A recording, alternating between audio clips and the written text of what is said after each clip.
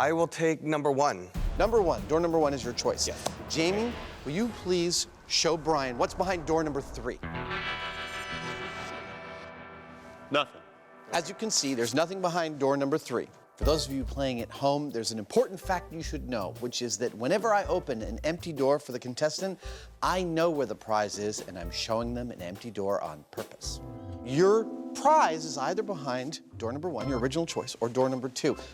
I'm going to give you one last chance. You could switch right now to door number 2 if you'd like, or you can stick with your original choice. And so to the moment of truth. As per the first part of the myth, will he stick or will he take the opportunity to switch? I will stick with my door number 1. You will stick.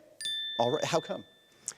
Because it was my first instinct. There it is. Contestant number 1 sticks, and Adam and Jamie have their first data point. Jamie, will you show Brian what's behind door number 1? Nothing. Oh. Sorry, there's nothing behind door number 1. Thank you so much for playing. That's an excellent data point. Have a good day. All right, thank you. With no pre-knowledge of the test, from backstage, the next contestant steps up. How are you? And after picking her door, Which door is your choice? 1. Jamie opens up a losing door, and Adam moves the test along to the relevant data point.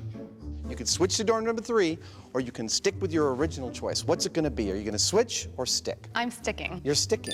How come? Because the door is pink. Okay. This time, sticking pays off. We have a winner. It's a winner! Congratulations. But remember, the win-lose result is irrelevant in part 1 of the myth. We're testing the psychology of the decision-making. Is it true that the contestants will predominantly choose to stick? Nothing. I'd like to offer you one last chance to perhaps switch your choice to door number 3 or stick with your original choice. I'll stick with 1. You really want to stick? Yeah, my How come? gut feeling. says Gut behind feeling? 1. That's 3 from 3. I'm sorry. And as the 100% record in favor of the myth continues, I'ma still go with number 1. things start to get really interesting. I'm going to stick with number 2. You're going to stick with number 2. Is there a reason behind your wanting to stick? First choice. Because it's not just the score that's providing a pattern, I'm gonna stick with 2. Sticking with 3. I'd like to stick with my original. You're going to stick. but the motivation for sticking is becoming clearer. I'm gonna stick. You're going to stick. How come? I guess it's a 50-50 chance. The perception is that with 2 doors left, there's a 50-50 chance of winning. And so there's seemingly no advantage to switching. You know, I trust my instincts. I'm going to stay with door number 2. And incredibly, as every single contestant decides to stick, I'm going to stay with 3. part 1 of the myth is looking great. Dude, this is so cool. They are all of them sticking with their original choice. I know. It's so cool. I would not have called that. I'll stick with number 1. And to fully decipher the results, I'm gonna stick. Adam and Jamie roll their game show credits. Fantastic. Congratulations. Thank you. Nicely done. Thank you so much for playing. And head back to the shop. Where do we stand? Well, amazingly, our volunteers chose to stick 100% of the time. The second part states that we should see a clear statistical advantage to switching. Did we see anything like that in the numbers? Well, given that nobody decided to switch, we don't really know. Well, clearly, we should run this again, and I think with an equal number of switching iterations to sticking iterations so that we can really compare the numbers. As Jamie said, with all of the contestants sticking, they don't yet have any data on whether switching is advantageous. So test 2 will focus on the statistical paradox. Is switching, in what appears to be a 50-50 situation, really your best bet?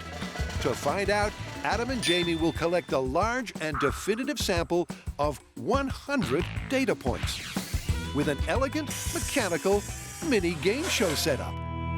So what I need to do right now is build a physical Monty Hall paradox testing simulator.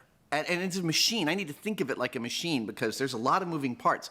I'm thinking it's going to have 2 sets of 3 doors, one for me, one for Jamie. It's going to have a roll of 50 tests randomly selected, preloaded so that we can cycle through it really fast.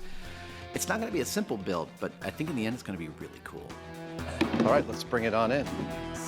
This rig serves a couple of functions. First, it increases our sample size, which in turn increases our accuracy. Secondly, it removes the variable of choice from the equation and puts both switching and sticking on an even playing field. We'll show you how you would fare over time with either choice. So this all looks lovely, but how's it work?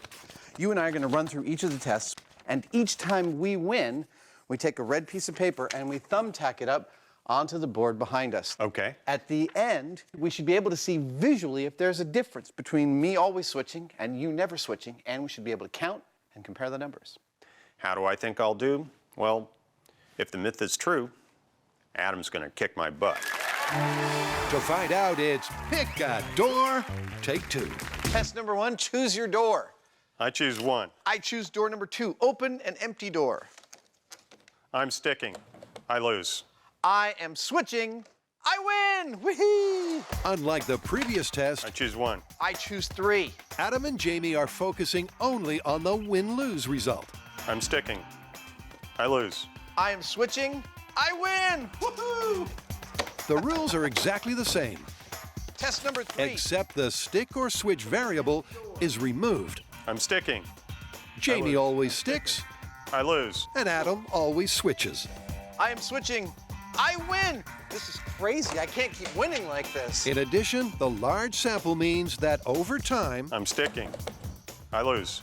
the results will reflect the true probability of the choice to stick or switch. I'm sticking. I win. Hey! But it's not long before the results on the board paint a definitive picture. I choose 2. The Monty Hall paradox is interesting because, on the face of it, it seems simple. I am switching. I win! During the final stage of it, you've got 2 choices. You know one of them's a winner and one of them's not, so common sense would tell you that you've got a 50-50 chance of winning, and yet you don't. That's where the paradox comes in. I am switching. I win! 7 in a row. In your face! You could talk about the mathematics and the statistics and the theory and the proofs of this story until you're blue in the face, but the only way to make the numbers truly clear is just to do it, and the results are crystal clear. Switching is far, far better than sticking with your original choice. What's going on here is really interesting. If the prize is equally likely to be behind each of the doors, then if a player picks door 1, there's a 1 in 3 chance the prize is behind it. That means that there's a 2 in 3 chance that the prize is behind doors 2 and 3. Now take away door 3, and there's still a 2 in 3 chance that it's behind door 2. So switching effectively doubles your chances of winning. So what advice can we offer our viewers about the Monty Hall paradox? Well, clearly if you're ever playing this game, you will have an overwhelming urge to stick with your original choice. But given the fact that the host knows where the prize is and shows you an empty door, it is always an advantage for you to switch. Then it would be confirmed. Totally confirmed.